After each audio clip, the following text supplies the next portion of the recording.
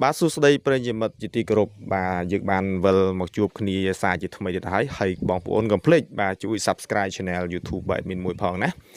បាទថ្ងៃនេះ admin យករឿងពិសេសមួយដើម្បីចែកជូនដល់បងប្អូនជាទីសន្ដាប់ណាហើយរឿងនេះគឺជារឿងពិតរបស់បរិសុទ្ធឈ្មោះម្នាក់ឈ្មោះធីបាទគាត់អ្នកនៅបាត់ដំបងណាហើយគាត់និយាយពីជីវិតរបស់គាត់នេះគឺតាក់ទងទៅនឹងគាត់យកប្រពន្ធបាទហើយប្រពន្ធរបស់គាត់ហ្នឹងគឺគាត់ស្រឡាញ់បាទតែប្រពន្ធរបស់គាត់នឹងម្ដាយបង្កើតរបស់គាត់អត់ស្រឡាញ់ទេបាទហើយគាត់បានតម្រើស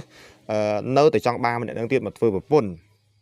ទាំងដែលម្ដាយរបស់គាត់នឹងគឺអត់ពេញចិត្តនារីម្នាក់នឹងទេបាទក្រោយពីបានបទិញបតងគ្នាយ៉ាងរញ៉េរញ៉ៃហើយគឺបរិសុទ្ធឈ្មោះធីនឹងក៏គាត់សម្រេចបាទយកគ្នាជាមួយនឹងម្នាក់ស្រីនឹងធ្វើជាប្រពន្ធហើយគាត់បានចុះចេញពីផ្ទះបាទពីម្ដាយរបស់គាត់ណាគឺដូចជាហៅថាកាត់កាលគ្នាចោលអញ្ចឹងណាហើយគាត់ក៏បានទៅរួមរស់ជាមួយគ្នានឹងនៅជីដែនថៃបាទនៅខេត្តបាត់ដំបងស្រុកកំរៀងហើយក៏រករបរស៊ីឈ្នួលអីគេធម្មតាដោយអ្នកទាំងពីរនឹងគឺអវិជ្ជាអត់មានបានទៅចេះអីរៀនបានខ្ពង់ខ្ពស់ទេគាត់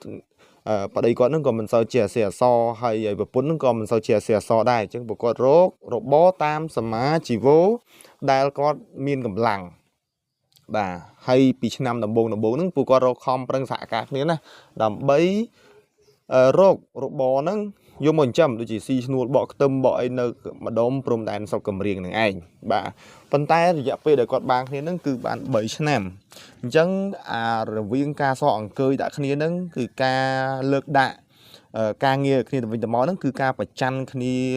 បាទមិនចេះជួយគ្នាហ្នឹងធ្វើឲ្យអ្នកទាំងពីរហ្នឹងគឺឆ្លោះទាស់ទែងគ្នាអញ្ចឹងទៅអញ្ចឹងបរោះឈ្មោះធីហ្នឹងគាត់ក៏មិនសូវជាពេញចិត្តនឹងប្រពន្ធដែរពេលដែលគាត់ខូចចិត្តម្ដងគាត់តែងតែនឹកឃើញដំបូងមានអបោះម្ដាយរបស់គាត់បាទព្រោះអីគាត់បានខឹងគាត់បានស្ដីបន្ទោសឬគាត់បានការពីមនុស្សស្រីដែលជាប្រពន្ធរបស់គាត់នឹងឯងពីម្ដាយរបស់គាត់ដែលជាយាមបំបែកណាហើយមិនឲ្យយកណាម្ដាយគាត់នឹងគឺមានរីម្នាក់ទៀតបាទដែលគាត់ចង់ឲ្យកូនគាត់នឹងយកបាទប៉ុន្តែកូនគាត់ហ្នឹងគឺអត់យកទេគាត់មកយកនារីម្នាក់នេះទៀតដែលគាត់រើសខ្លួនឯងអញ្ចឹងណាធ្វើឲ្យជីវិតរបស់គាត់ហ្នឹងពីមួយថ្ងៃទៅមួយថ្ងៃកាន់តែគិតច្រើនមានសម្ពាធផ្លូវចិត្តយ៉ាងធ្ងន់ធ្ងរអញ្ចឹងរហូតដល់ពេលខ្លះហ្នឹងគាត់ដេកយំក៏មានដែរបាទហើយខាងប្រពន្ធហ្នឹងគឺមិនសូវជាធ្វើអីទេបាទគាត់ចាំតែប្រើប្តីបាទគាត់លេងលបែងគាត់លេងកន្ទុយលេខអីផ្សេងៗចឹងទៅធ្វើឲ្យ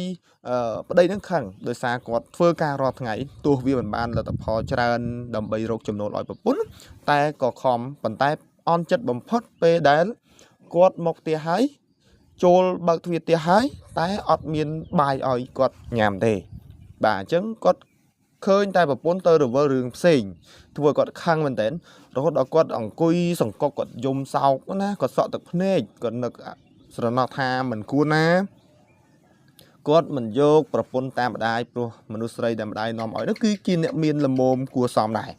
តែបែរជាគាត់មិនយកអញ្ចឹងគាត់ស្រណោះស្ដាយខ្លួនឯងបាទអញ្ចឹងពីមួយថ្ងៃទៅមួយថ្ងៃគាត់មានសម្ពាធមែនតើបាទហើយគាត់ក៏ខំប្រឹងបង្កើតកណ្ឌិតឲ្យប្រពន្ធធ្វើនេះធ្វើនោះតែប្រពន្ធគាត់ហ្នឹងគឺអត់ទេបាទមិនថាគាត់ទៅចេះមែនតើគាត់ធ្វើអីដែលគាត់ចង់ធ្វើបាទគាត់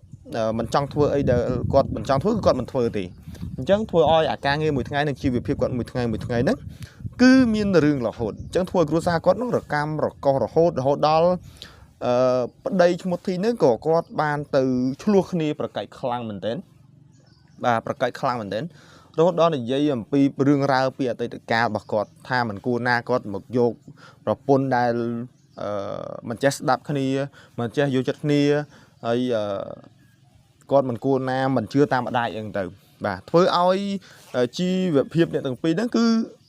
ធ្វើឲ្យប្រេះឆាបាទតែអត់បែកគ្នាទេមិនថាប្រពន្ធនៅតែព្យាយាមតោងប្តីរហូតណានាំរឿងហើយតែមិនបែកតោងព្យាយាមតោងមិនថាផ្ទះក្បាលក្ដងប្តីរហូតអញ្ចឹងធ្វើឲ្យប្តីហ្នឹងក៏មិនដាច់ចិត្តធ្វើបាបដែរបាទប៉ុន្តែក្នុងផ្លូវចិត្តរបស់ប្តីហ្នឹងគឺពោពេញទៅដោយភាពសោកសៅមែនទែនបាទមិនថាអាលុយដែលយើងខំប្រឹងរកពីមួយថ្ងៃទៅមួយថ្ងៃហ្នឹងគឺវាបានរសាយរសាត់បាទទៅតាមស្នាដៃរបស់ប្រពន្ធជើងល្អរបស់គាត់ហ្នឹងឯង មានថាគាត់យកទៅចាក់ឆ្នោតគាត់យកលុយទៅលេងលបែងអីផ្សេងគាត់យកទៅទិញ make up អីផ្សេងបាទធ្វើឲ្យប្តីនឹងអន់ចិត្តមែនតើរហូតដល់ថ្ងៃមួយបរោះគាត់ខឹងមែនតើក៏គាត់សម្រេចចិត្តថាគាត់នឹងចុះចេញបាទពីប្រពន្ធណាបាទរៀងអើយបាទអញ្ចឹងអ្នកទាំងពីរក៏បែកគ្នាពេលដែលប្តី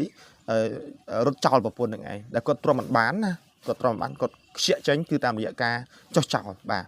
អញ្ចឹងរឿងនេះវាជាទស្សនៈមួយដែលធ្វើបងគិតបងប្អូនណាគិតថា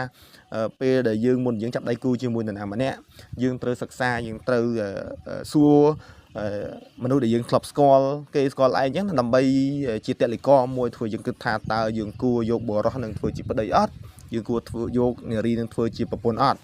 អញ្ចឹងយើងមើលអំពីចំណុចយើងនឹងហើយរឿងនេះវាមានកតិអប់រំច្រើនមែនទែនសម្រាប់បងប្អូន